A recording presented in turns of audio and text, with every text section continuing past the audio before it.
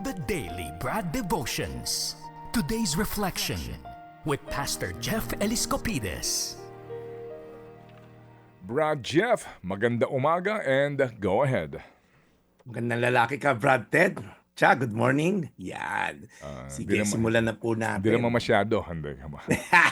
Sapat lang, ano? Pwede mo Oo. sabihin na matandang lalaki ka, Ted.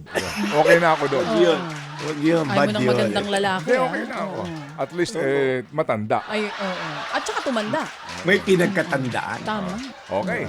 Brad Jeff, Sige. yan. Brad Jeff, yan. Oo. Magandang lalaki. Yan. Yan. Bagong gupit Ayan. pa, oh.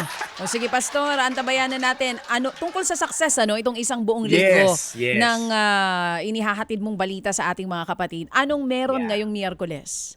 Ito siya yung mga biblical na pananaw sa totoong tagumpay. Yung parang commercial, Kasi po, we live in a world na obsessed sa status, sa title, followers, recognition, position. Minsan, ang tingin natin sa success, pag maraming tao nagsisilbi sa'yo, okay, successful na ako. Pero ito po yung question, what if yung true greatness po, yung totoong batayan ng success sa Biblia, is not about being served, but serving. Kaya nga tayo serve the people, Sa inintroduce po kasing kingdom ni Jesus, iba yung basihan ng isang pagiging successful na leader. Sabi sa Marcos 10:44, ang sino mang nais maging pinuno ay dapat maging alipin ng lahat. Now, explain ko lang po minsan, alipin, ano yan?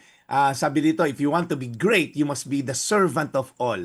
Because si Jesus, inintroduce po niya tong idea na to, yung truth na to, the true success is serving others with love.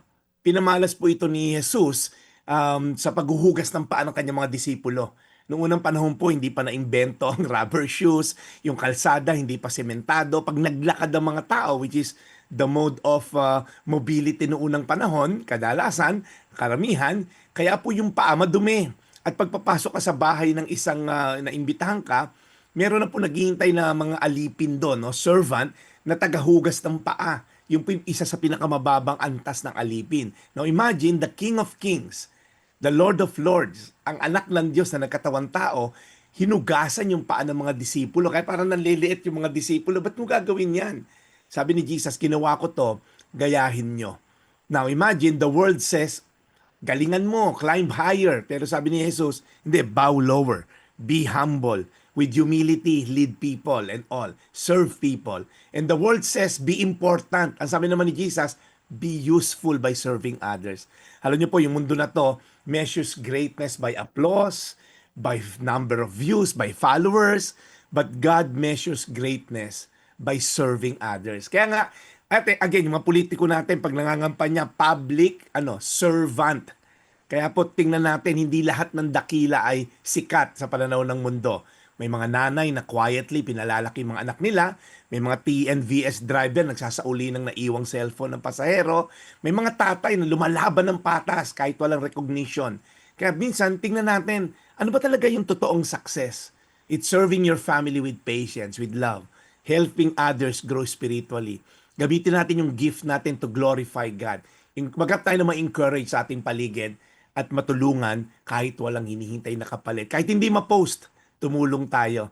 Ma-appreciate yan ng Diyos dahil yan ng mga reward niya, yung mga taong hindi nagpapakita ng mga ginagawa nila. Again, let me end by saying, in God's kingdom, greatness is measured by service, not status. At yan po isa sa basihan ng pagiging successful na leader.